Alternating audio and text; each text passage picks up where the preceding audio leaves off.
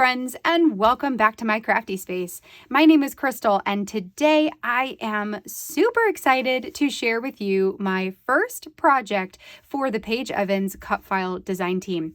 So in today's spread, I am going to be documenting a story about my son, just talking about some things with him that I just find to be the cutest. So I have chosen two cut files that I will be working with today. The first one is called Stripes Background. It looks like this, and it actually comes in a 12 by 12 sizing, but I resized it to work in a 6 by 8 album. I will show you how I did this over on Silhouette here in just a minute. The other file I am using is this one right here that says Adorable You.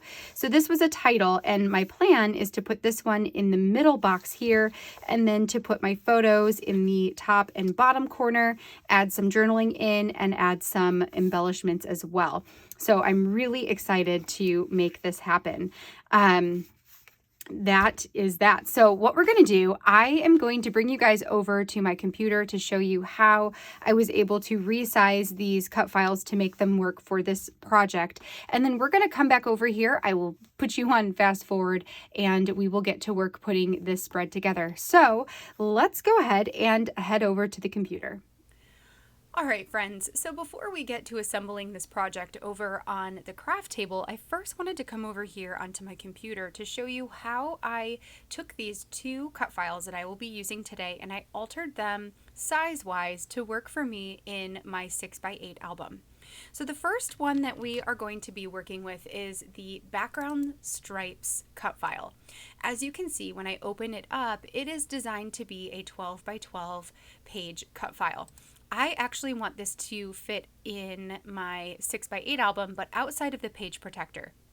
So I want this to be sized closer to 6.875 by 8.25 inches. So what I will do is click on the file first so that the whole thing gets highlighted.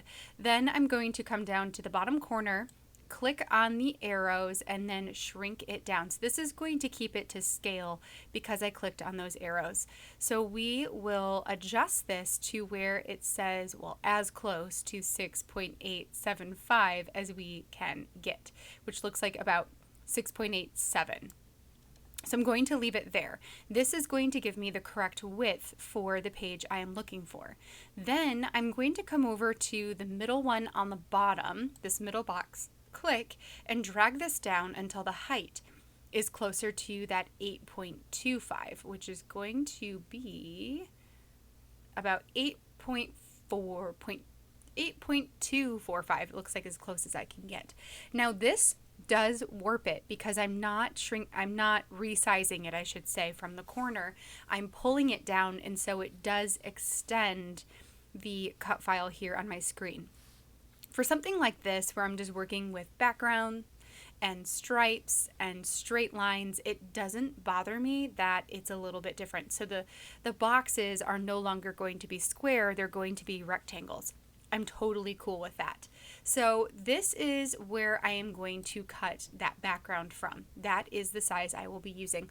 Also in Silhouette, you can click on this show grid, and that will also give you your sizing where you can see based on the number of boxes, how many inches it is. So there's that as well. For the second cut file, we're actually going to keep open this background one, and then we're going to open up this Adorable You title. Again, this is made to be in that 12 by 12 sizing. So what I'm going to do is click on the title, and I'm going to copy it. For me, that's Control C, or you can go to Edit and Copy.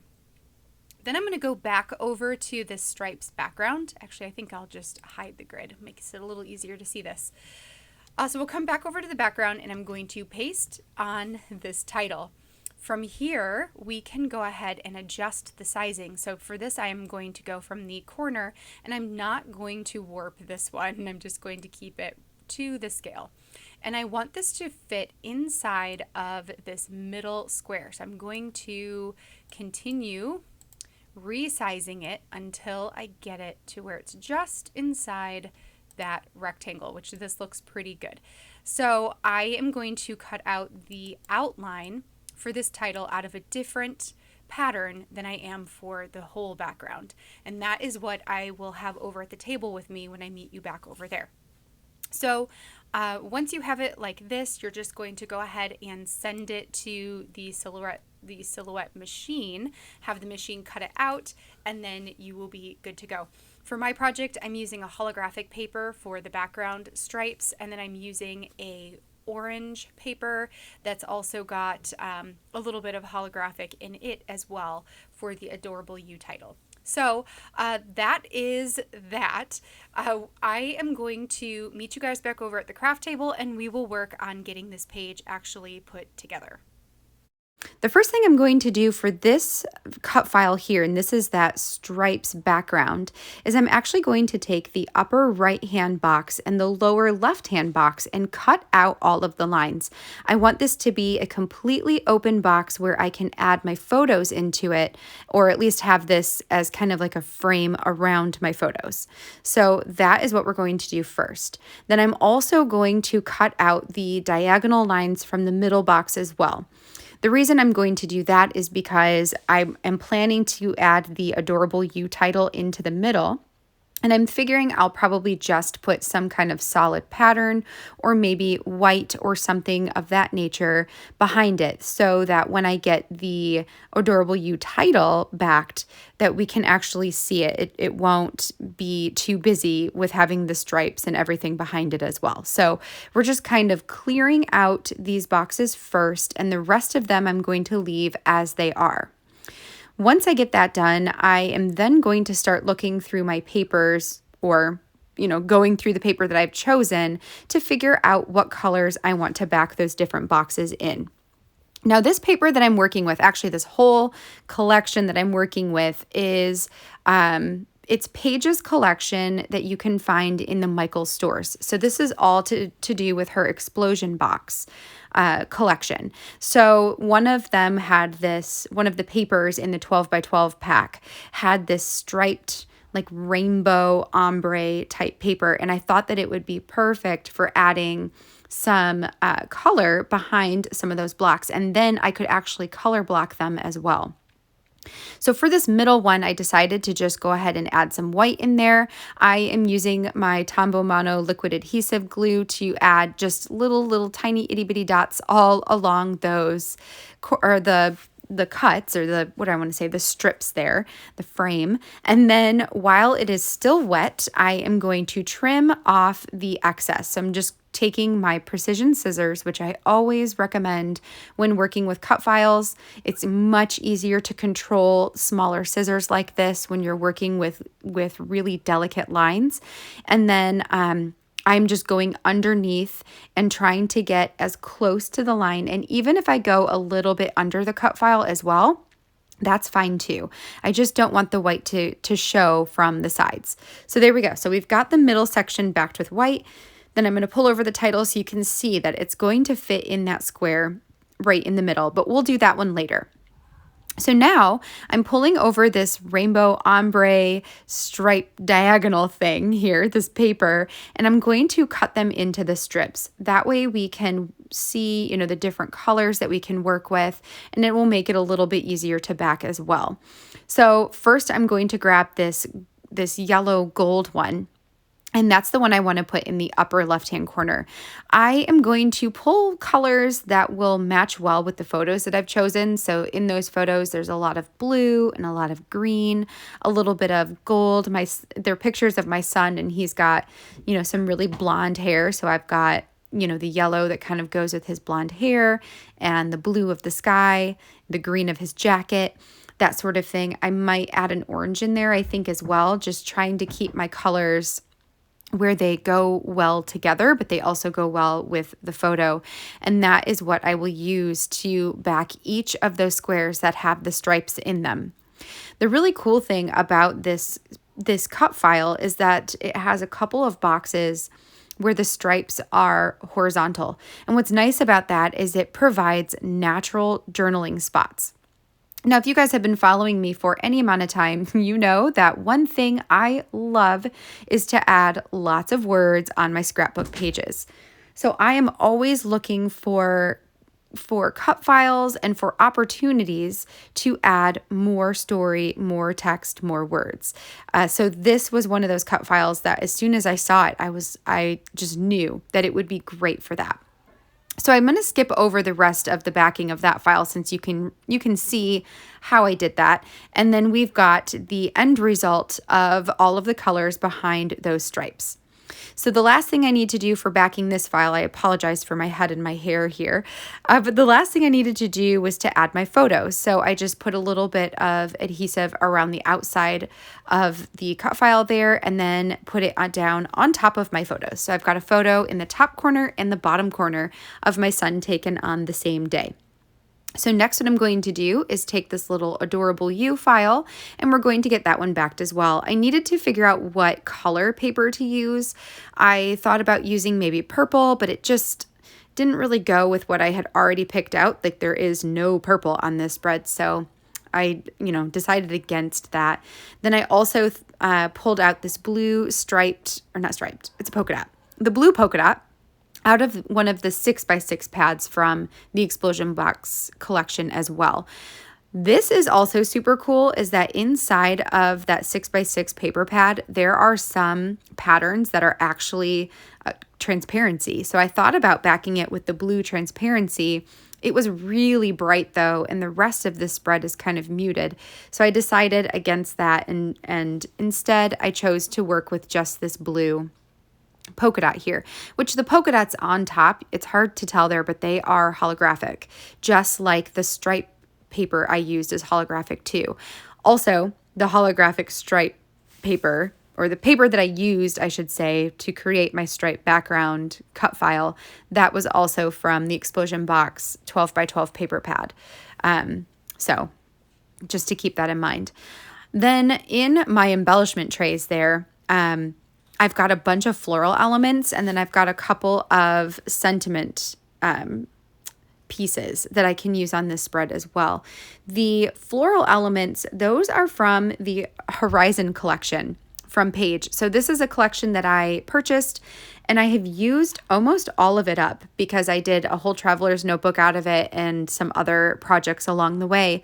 So I have a small collection of some of the florals left over, mostly the green leaves with a few of the coral and orange and a few pink hearts as well, or not hearts, pink flowers as well. And so I figured that I could bring those out and use them on this spread too to add some embellishing around this title. So once we get that in here, that'll be my next step, is to try to figure out what else I can add to this spread to help fill it in a little bit more. When I backed that title cut file too, just as a heads up, I did do it in 3 sections. So I did the top part first, where it's the ADOR, and then I did the next row, and then I did the next row. And the purpose for that, the reason I did that, is so I could get in there and cut out all of the pieces outside of the words. Otherwise, it would have been really hard to poke holes into the file and into the paper in order to get those sections cut out. So it was much easier to just go in strips. I also decided that I wanted to pop up my words here. So I have these tiny little square foam stickers. And that is what I'm adding to the back of this, trying to get as much of it as possible with those so that when I put it down on the page, it doesn't buckle anywhere. So it'll have even pressure all the way across it. Okay, so there we go. And that is going to give it a little bit of shadowing, which is super nice. And then we're going to put in some of these floral pieces. The first ones I went for were for sure these fern type leaves. I think those are kind of fern-like.